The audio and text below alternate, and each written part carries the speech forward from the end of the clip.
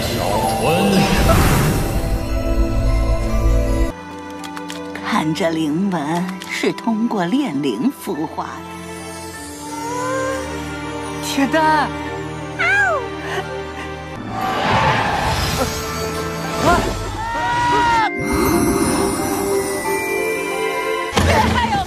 精力门户。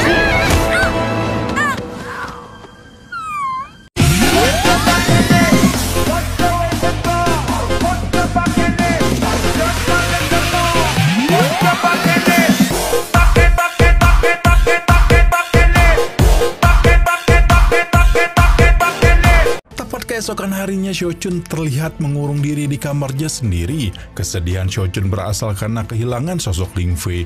Gadis yang sempat mencuri perasaan Shochun itu telah kembali menjadi pengkhianat sekte aliran roh. Kenapa bisa begitu? Karena Ling Fei sempat merusak run Gunung Zen milik sekte dan diketahui oleh salah seorang murid.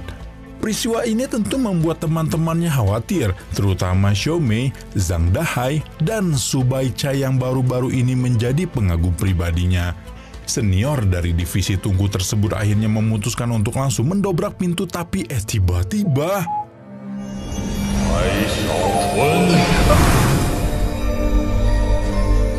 aliran waktu mendadak berhenti. Sosok yang bisa melakukan teknik semacam ini tentu bukan orang sembarangan.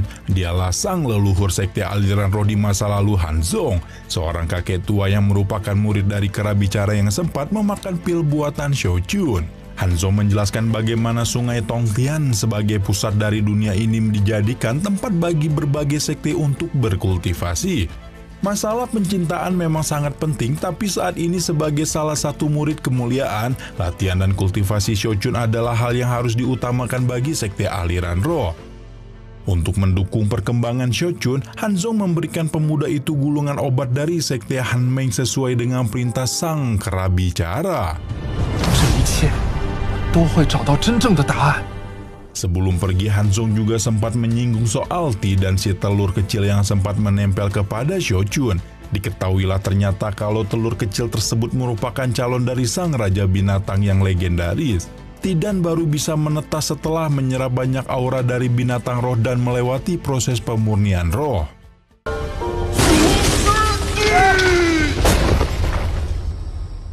Setelah mendengar nasihat dari Hanzong, wajah murung Shochun kembali berubah menjadi ceria. Dia menenangkan teman-temannya sekaligus menceritakan soal kedatangan Hanzong barusan.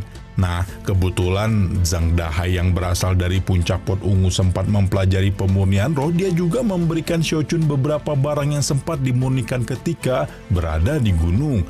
Kisah pun berlanjut pada bagian di mana Shochun menceritakan semua hal yang dia lalui ketika berada di jurang pedang yang jatuh.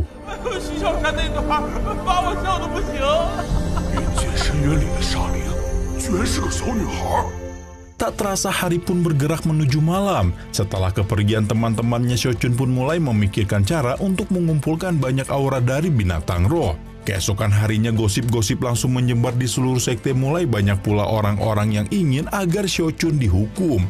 Tapi dia menggunakan kewenangannya sebagai murid kemuliaan dan membalas gosip-gosip tadi. Sekarang ulah dan rencana Shochun sudah jelas terbongkar, jadi tanpa menunggu lama lagi dia langsung turun ke jurang terdalam untuk meminta bantuan dari sang naga. Tentu saja memulai permintaan dari makhluk agung, binatang roh lain akan setuju untuk datang memberikan aura masing-masing.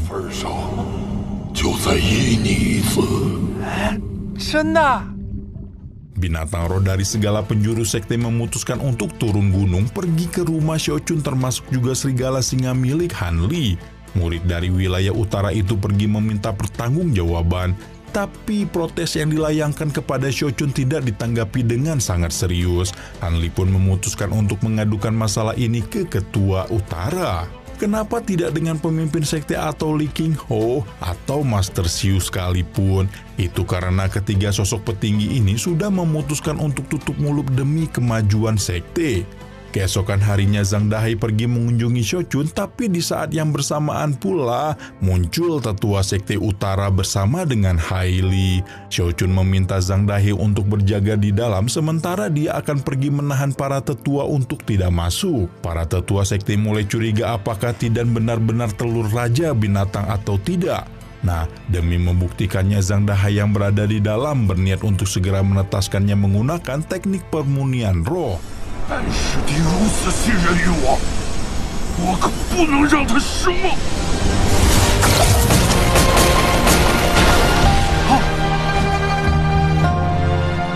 Tidan akhirnya terjatuh lagi ke genggaman tangan Xiaochun. Tak berapa lama kemudian telur besisik itu mulai retak dan memunculkan sosok yang terkurung di dalamnya. 看这灵纹是通过炼灵孵化的。 铁蛋， Proses penetasan telur Raja Bintang tidak berjalan dengan sempurna, hanya setengah dari bagian kulit luarnya yang berhasil terbuka. Bisa jadi kalau hal ini disebabkan oleh proses permunian roh yang tidak dilakukan dengan baik. Tanpa menunggu lebih lama lagi, Xiaochun langsung membawa telur hampir pecah itu ke dalam rumah untuk digoreng lagi jadi telur mata sapi plus kecap garam sama lada. Canda. Xiaochun ya langsung ngasih kekuatan spiritualnya agar proses penetasan Tidan bisa kembali dilanjutkan. Zhang Dahai meminta maaf karena tindakannya yang egois dengan memurnikan telur Raja Binatang sendirian. Namun, Li Qinghu yang baru datang tidak menyalahkannya. Ada aura jahat yang berbenturan dengan pembangkitan Tidan. Untung saja sang master dari puncak awan bunga itu mampu membersihkannya dengan cepat. Kita berpindah lagi menuju bagian dalam rumah untuk melihat proses Xiaochun memberikan kekuatan spiritual kepada Tidan.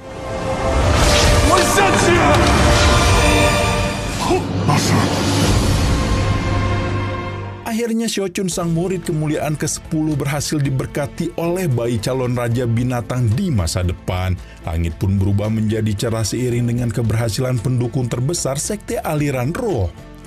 Tidan lompat ke pelukan Xiaochun kemudian disusul dengan Zhang Dahai yang lagi-lagi meminta maaf karena perbuatannya. Keesokan harinya, Xiaochun pergi berjalan-jalan di sekitar sekte untuk memamerkan Tidan. Mulai dari itu ada semakin banyak orang-orang yang mengagumi sosok Xiaochun, bahkan ada beberapa penggemar khusus yang menganggap kalau Tidan sangatlah imut.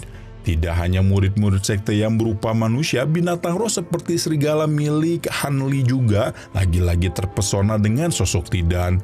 Han Li yang masih kesal dengan sikap Xiaochun lagi-lagi memarahinya. Tapi sebelum itu tiba-tiba... 20道传承，怎么可能？ 今天是鬼牙长老。 Dikatakan kalau Guilah yang baru saja mendapatkan keseluruhan warisan tadi, sebuah rekor yang berhasil dipecahkan setelah ratusan tahun. Melihat hal ini, rasa sombong di dalam hati Xiaochun pun muncul. Dia dengan bangga mengatakan kalau dirinya bisa membuka 20 jalan warisan leluhur ketika gilirannya tiba nanti. Tentu saja ucapan Xiaochun ini membuat Li Qinghu marah. Dia bahkan dihukum dengan berpuasa selama sebulan penuh tanpa boleh keluar rumah. Sebenarnya Xiaochun menjalankan hukumannya dengan sangat disiplin kali ini. Tapi justru pemuda itu malah dihadapkan dengan masalah baru di mana anak angkatnya Tidan justru mencuri ikat perut milik wanita-wanita di sekte.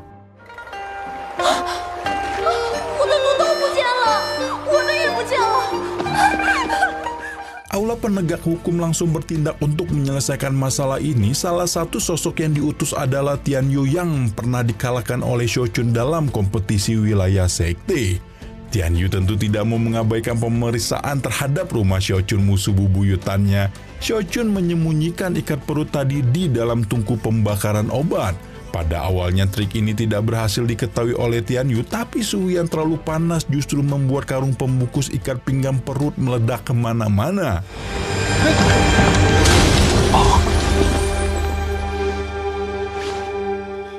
Kejadian memalukan di rumah salah satu murid kemuliaan sekte telah menyebar menjadi gosip baru. Untuk menenangkan kondisi di dalam sekte, Li Qinghu menghukum Tidan ke lembah 10.000 ular, sementara Xiaochun harus pergi menuju tanah terlarang leluhur untuk mendapatkan pencerahan.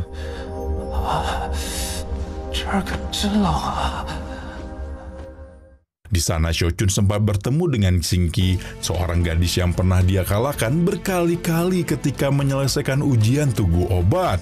Namun pertemuan mereka kali ini tidak berjalan dengan baik karena tingkah salah paham Xiaochun. Untung saja pemuda itu bisa percaya diri kembali dan mengatakan bahwa dirinya pasti akan membawa hasil yang terbaik. Xiaochun masuk dan langsung menunduk sambil mengeluarkan segel gioknya. 弟子白小晨前来接受传承，望不吝赐教。 Satu cahaya akhirnya muncul menyinari ruang warisan leluhur, tapi tidak akan berhenti sampai di situ saja. Tambah satu lagi, hingga seluruh langit sekte aliran roh mendadak dipenuhi oleh jalur cahaya. Keberuntungan dan bakat Xiaochun telah menuntunnya menuju pembukaan ratusan jalan cahaya, tapi dia hanya bisa memilih satu dari semua warisan tersebut. Nah, Xiaochun yang tamak malah berkata kalau dia mau semua warisan sekaligus, ya ngambek dong leluhur penjaga warisannya. Untung saja sebelum Xiaochun keluar dengan tangan kosong, muncul pula sebuah pintu batu rahasia tempat warisan selanjutnya berada.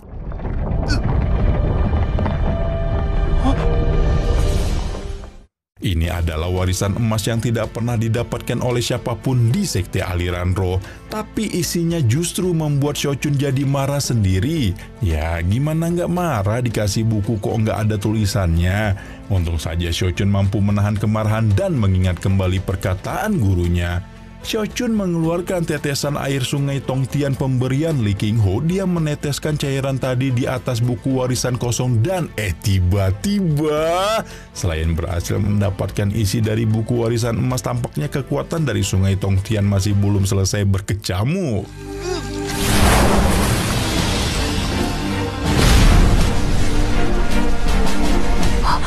Setelah semua keajaiban ini, sudah saatnya bagi Xiaochun untuk masuk menuju jalur untuk mempersiapkan kedatangan menuju sungai Tongtian yang sebenarnya.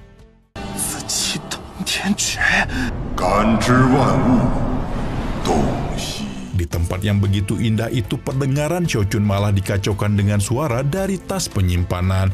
Dia membongkar semua isi dari benda tersebut dan ditemukanlah sebuah topeng aneh. Xiaochun mendengar suara dari dalam tas penyimpanan.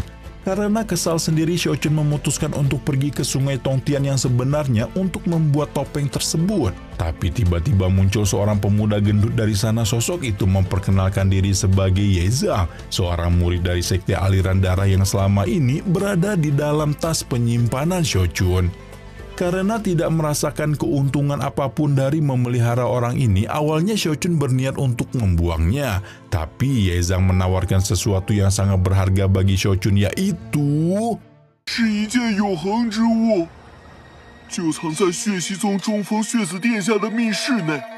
Disebutkan bahwa ada sebuah benda yang tersembunyi di puncak ruang tanah rahasia milik Tuan Muda Sekte Aliran Roh. Namun pintu gerbang tersebut hanya bisa dibuka dengan sebuah pil khusus. Ye Zhang mendapatkan informasi dari pria pemberi topeng misterius, tapi dia tidak pernah membuat pil yang dimaksud karena bahan-bahannya sangat sulit untuk didapatkan. Oh iya, topeng aneh Ye Zhang memiliki kemampuan untuk menyamarkan aura dan mengubah penampilan seseorang. Tidak ada yang bisa membongkar kemampuan tersebut kecuali seorang kultivator anak kuno ke atas. Lalu setelah pertemuan aneh mereka, Xiaochun akhirnya mengizinkan pemuda itu untuk tinggal di dalam tas penyimpanannya. Kita pindah menuju keesokan harinya, di mana saat ini Xiaochun sedang terlihat mencoba sepasang sayap roh pemberian nenek tetua utara. Namun kekuatannya masih belum cukup untuk membuat pengendalian sayap menjadi tidak stabil. Xiaochun mulai melayang-layang bebas hingga...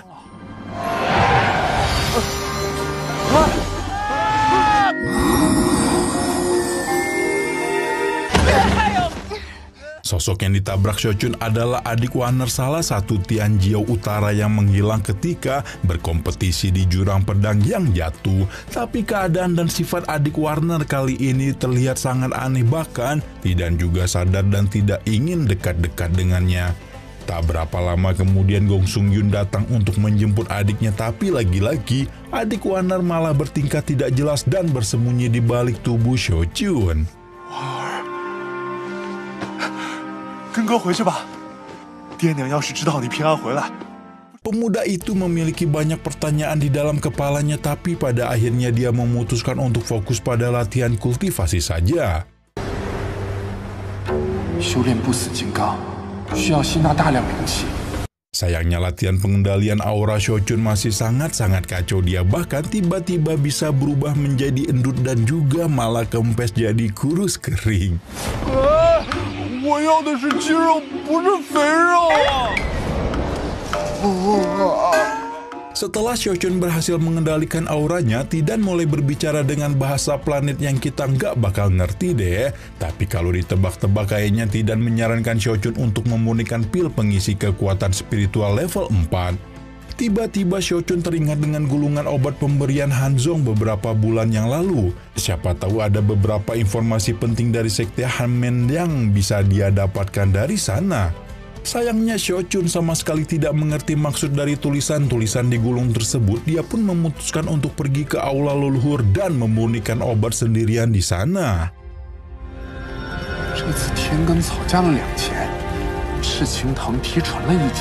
Masih ingat banget kan kalau setiap kali Xiaochun memurnikan obat pasti seluruh sekte bakal dibikin kacau alias amburadul.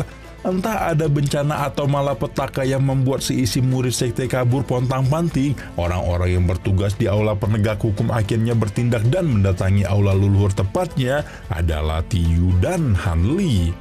Pemimpin sekte juga datang untuk menengahi pertengkaran ini. Harusnya Xiaochun bisa lepas dari hukuman ringan dan menengah, tapi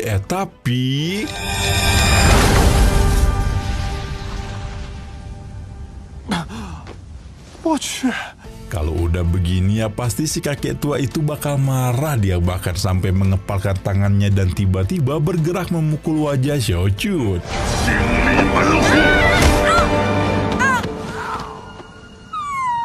Sang kakek langsung merasa bersalah sementara Xiaochun kabur membawa anaknya yang terluka itu ke tempat aman.